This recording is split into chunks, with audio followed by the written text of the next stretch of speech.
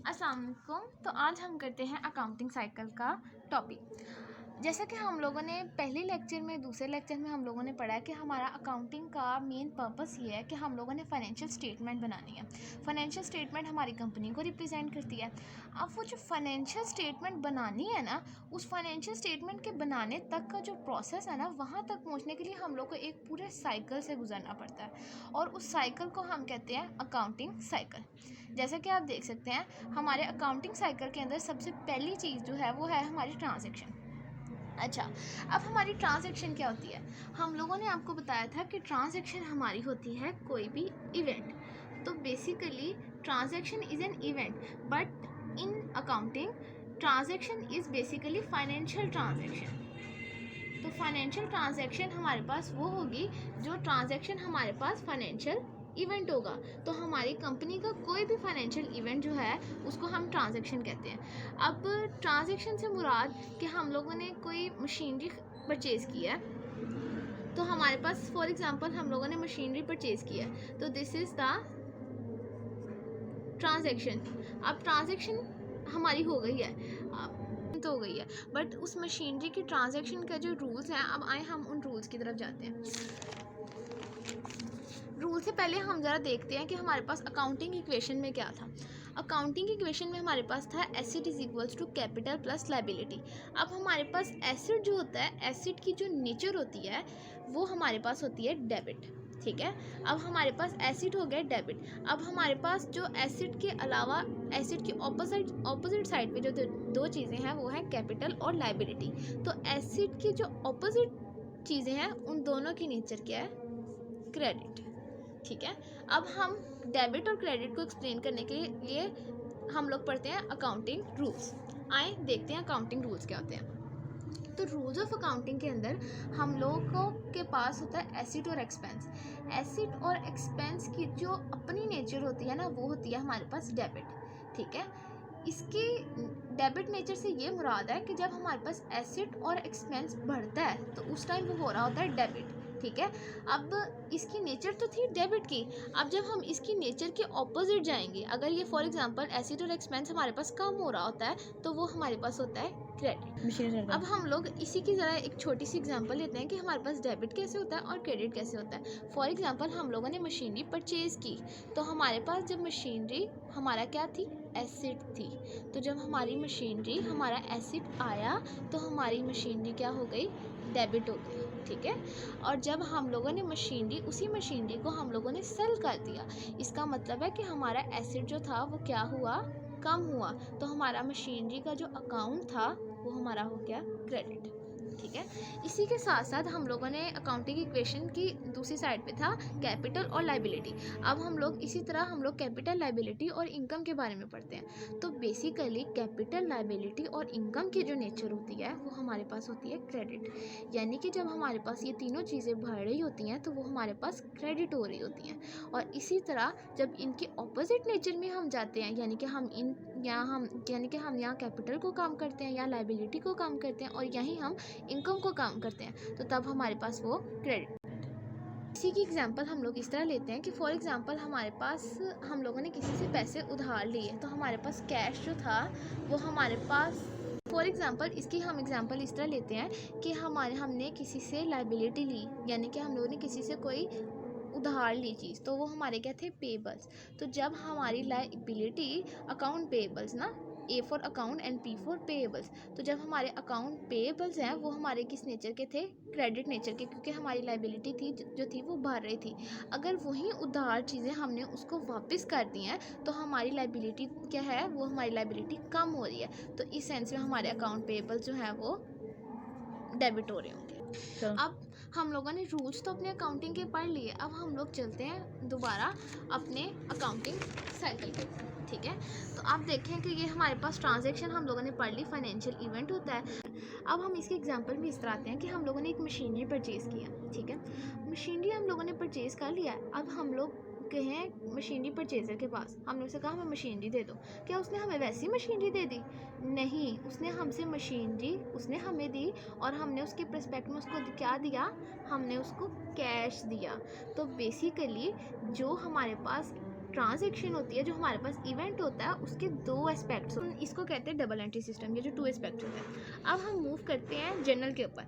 अब जर्नल भाई जो है, ये देखें कितना खुश खुश आया ना वो जर्नल की तरफ ना, तो देखें ना अब हम भी खुश खुश आते हैं। हम जर्नल में हमारे पास क्या होता है कि हमारे पास जब एक चीज़ डेबिट हो रही होती है, तो उसके प्रस्पेक्ट से जो हमारे पास उसकी दूसरी चीज़ होती है वो हमारे पास क्रेडिट हो रही होती है। अब हमारे पास ट्रांजैक्शन हो गई है। अब हम क्या है, बिजनेस वर्ल्ड के अंदर है। अब हमने हर चीज़ को क्या करना होता है, रिकॉर्ड करना होता है। तो बेसिकली हमारे पास जर्नल का एक और नाम जो होता है वो रिकॉर्डिंग होता है। तो हम लोगों ने ये इस ट्रांजैक्शन को रिकॉर्ड करना होता है। हमारे पास ट्रांजैक्शन को रिकॉर्ड करने का तरीका ये होता है कि हमने दोनों चीज़, जो हमारे दोनों एस्पेक्ट्स होते हैं ना, हमने उनको लिखना होता है। और हमारे पास जो डेबिट हो रही होती है उसको हम लोगों ने ऊपर लिखना होता है, और जो हमारे पास क्रेडिट हो रही होती है उसको हमने थोड़ी डिस्टेंस के साथ नीचे लिखना होता है। तो बेसिकली ये हमारे पास हो गई जर्नल। अब जैसे कि हमने आपको बताया था कि हमने एसिड जो था वो हमारे पास जब बढ़ रहा होता है तो हमारे पास क्या हो रहा था, डेबिट हो रहा होता है। और जब हमारे पास कम हो रहा था तो हमारे पास क्रेडिट होता है। अब हमारे पास मशीनरी भी एसिड थी और कैश भी एसिड था, तो हमारे पास मशीनरी डेबिट और कैश क्रेडिट। ठीक है, अब हम आते हैं लेजर के ऊपर। लेजर के अंदर कुछ भी नहीं होता। हम लोगों ने सिर्फ हम लोगों ने लेजर के अंदर अकाउंट्स बनाने होते हैं। अकाउंट्स हम इस तरह बनाते हैं कि हम लोग हर अकाउंट जो होता है ना उसको दो हाफ्स के अंदर हम लोग कन्वर्ट करते हैं। ये वाला हाफ जो होता है ये हमारा होता है डेबिट, और ये वाला होता है हमारे पास क्रेडिट। अब देख सकते हैं अगर हम लोगों ने यहाँ पे मशीनरी का बनाना है तो ये मशीन हमारे पास जर्नल तो हो गया। अब हम आते हैं लेजर की तरफ। लेजर के अंदर हम क्या करते हैं, लेजर के अंदर हम लोग सिंपली पोस्टिंग करते हैं, यानी कि लेजर का जो प्रोसेस होता है उसके अंदर पोस्टिंग करते हैं। अब लेजर के अंदर हम क्या करते हैं, लेजर के अंदर हम लोग बनाते हैं अकाउंट्स। ठीक है, अब हमारे पास जो एक अकाउंट होता है ना, अकाउंट कैसे बनता है, अकाउंट की दो साइड्स होती हैं, यानी कि इसको हम कहते हैं टी अकाउंट। इसको देखें ना, टी नहीं बन रहा है टी शर्ट की तरह टी, तो टी जो है इसकी दो साइड्स होती हैं। एक साइड जो है ये हमारे पास है डेबिट साइड, और जो ये दूसरी साइड है ये हमारे पास क्रेडिट साइड है।